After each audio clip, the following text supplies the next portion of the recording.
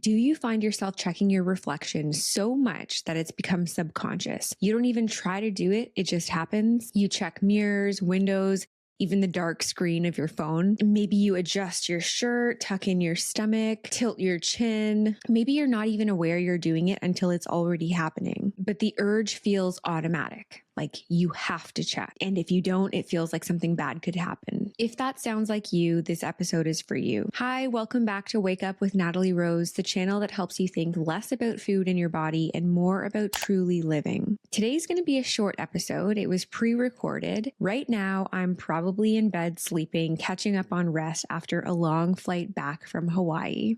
So we'll keep it short but sweet, but powerful. Today, I want you to reflect on two very honest questions. Well, maybe more than two.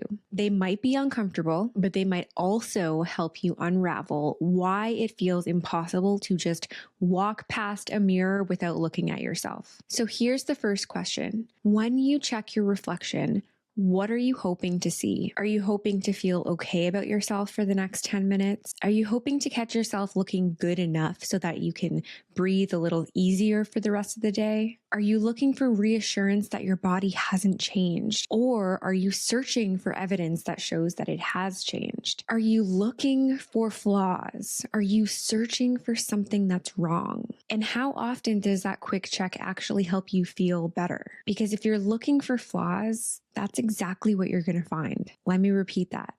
If you look in the mirror searching for flaws, that's all you're going to see. Or maybe you're scanning for signs of progress or signs that you've let yourself go. Here's the thing. If every mirror check becomes a moment of self-surveillance, then that's not curiosity, that's control. And control doesn't create confidence, it creates obsession. If checking your body is your go-to way of regulating how you feel about yourself, then of course it feels necessary. Of course you feel like you have to do it. But what if the checking is actually keeping you stuck? Because here's what actually happens. You glance in the mirror, you look for reassurance, you don't find it, so you promise yourself that you'll do better tomorrow. Eat less and move a little more. Fix what you think is broken. And the next time you walk past a mirror, you repeat the cycle all over again. Or another thing happens. You look for reassurance, you find what you want to see in the mirror, but then you depend on that to feel good about yourself. It increases the reliance on your body to feel good and in control. It creates a dependency on your body to regulate your feelings even more. Which brings me to my next question. What are you trying to avoid feeling? This is the part that we often skip, the deeper layer, because behind that mirror checking is usually something that feels a lot more vulnerable than I just want to look good.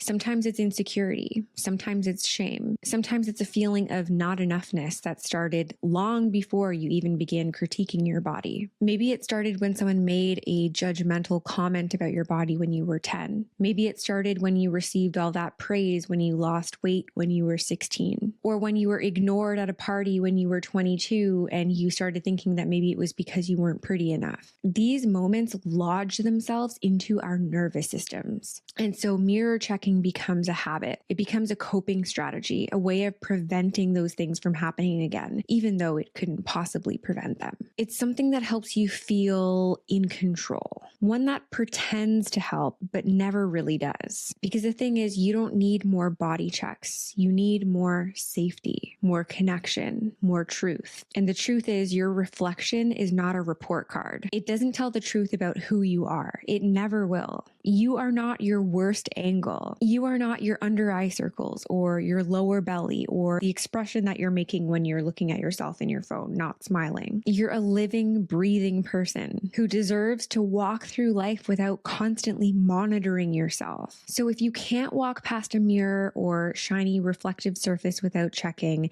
let this be your gentle invitation to pause. Ask yourself, what am I hoping to see? What am I avoiding to feel? And then see if you can respond more mindfully. And you don't have to love your reflection to stop obsessing over it. You just have to stop giving it the power to decide how you're going to feel today. Because the goal isn't to avoid mirrors altogether or forever. The goal is to be able to walk by one and not need to look at it. Because you don't need to know what you look like every minute of every day. You actually need to be able to desensitize yourself to the feeling of uncertainty, to the feeling of not knowing what you look like or what others might see you as. Because you're afraid of not knowing that something is wrong and someone else catching it for you. You're afraid of something changing outside of your control and then feeling out of control. These are the feelings that you're avoiding: shame, potential judgment, rejection, failure.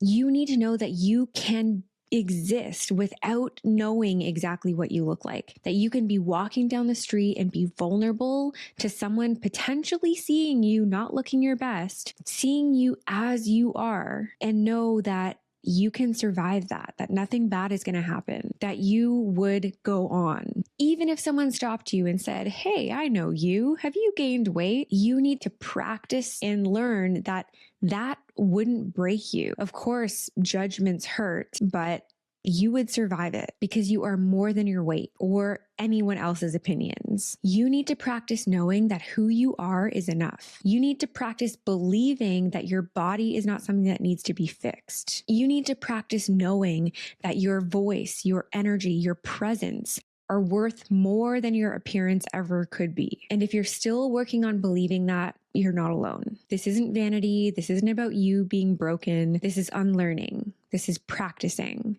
This is healing. And healing starts with awareness, compassion, and the willingness to be uncomfortable as you step into the freer version of yourself that doesn't need to constantly be monitored. So this week, I invite you to try something. Catch yourself in the act of checking and pause. Breathe. Maybe even smile at yourself and think of me in your head telling you that you are more than your body, but also ask yourself, what am I searching for? What feeling am I avoiding right now? And can I just be with that? Let that be enough. You are enough.